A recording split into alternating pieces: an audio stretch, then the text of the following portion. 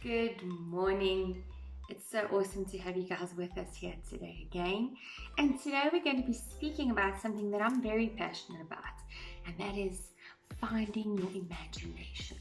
Now, as grown-ups, we often lack in the imagination department just because our minds are so filled with all the things we need to do, the things we need to accomplish, the kind of people we need to be, the role models we need to be. And at a time like this, when we are homeschooling our children, looking after them, nurturing them in added ways, it's often difficult to find that imagination. So today I'm going to give you just a couple of ideas of things that we've done in our home and things that you can try at home to just refuel that information, that imagination. Now, imagination is really important, and the reason for that, and as a teacher I can tell you, we push imagination because that's where innovation comes from. If you can think about something in a new way, a new perspective, if you can take something from a completely different angle, you can probably solve a lot of the world's problems. When we're looking at COVID-19 right now, there are amazing medical inventions and discoveries taking place because people have needed to look at things from a different perspective. And so innovation has been part of that process. Now, we at home, with our children, instead of getting stuck in the dull, boring routines, we also need to think, how can I do this thing in a different way?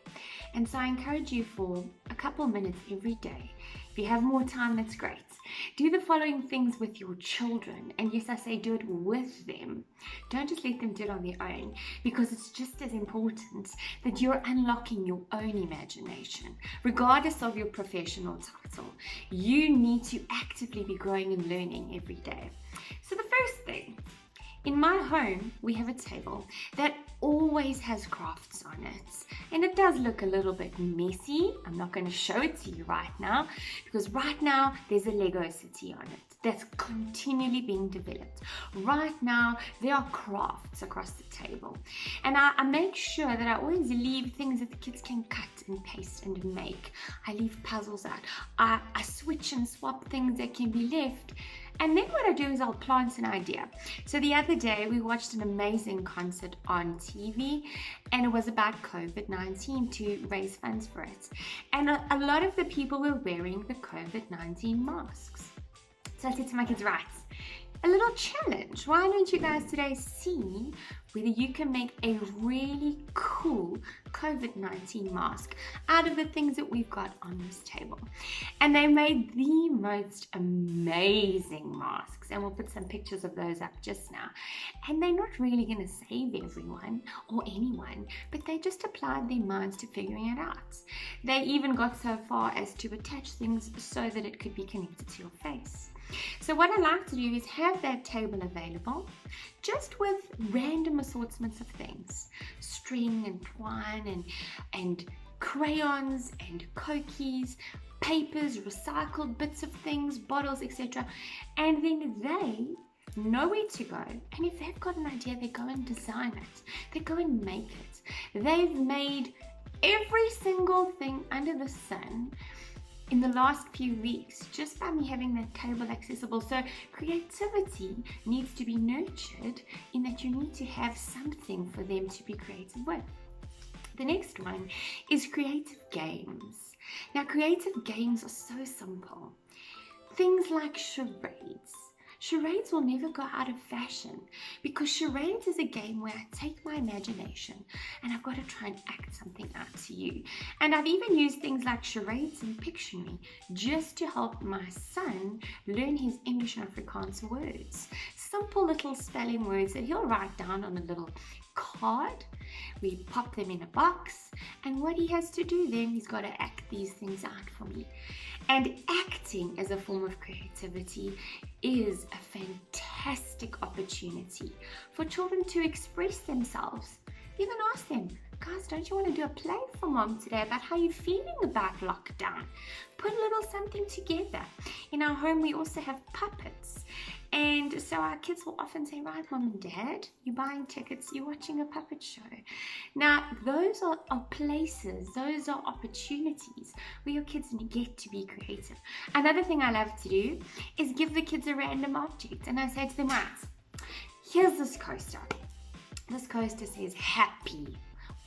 Whatever you decide to do in life, make sure it makes you happy. But I want you to find 10 different uses for this coaster that doesn't involve, housing a cup or a glass. And then they need to come up with, oh, it could be a really amazing earring. Oh, I could use it as a hairbrush. Oh, I could use it as a mask. Oh, I could use it as a hat. And they need to come up with ideas centered around that object. Another great way to get kids creative is to get them to draw their own map. Now, this map should be like a scavenger hunt map. Or you could draw it if you have time. I did this for my kids the other day. They had Pirate Day. I drew a map for them and I just put little clues around the house. And they needed to follow the map and they needed to go and find the clues, do the activities on each clue, and at the end of their journey, there were chocolates underneath the cushions that I'd hidden. They became the pirates for that moment. I heard them speaking, as if they were pirates, or doing those kinds of things.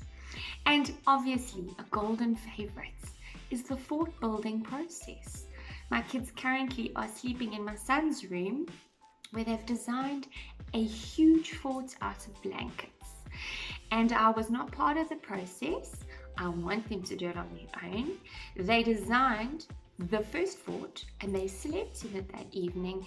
It didn't work out for them. They ended up sleeping on the tiles.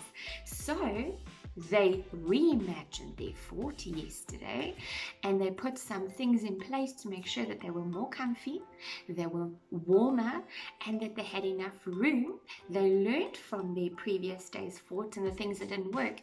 They imagined something better and something new. Now, that for me shows innovation. Innovation is when I have something that's in existence, it's not working so well anymore for whatever reason it is, and I need to change it and I need to grow it and develop it and make it something better, something new from a new perspective.